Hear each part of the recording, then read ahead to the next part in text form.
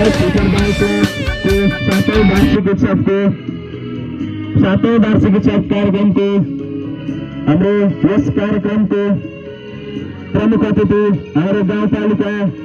कार्यपालिकाका अभिभावक, हामी सबैका अभिभावक, कमल गाउँ कार्यपालिकाका अध्यक्ष श्री हुकुम सिंह राईजीलाई प्रमुख अतिथिको आसन ग्रहण गरिदिनु हुन हार्दिक अनुरोध गर्दछु। त्यसै गरी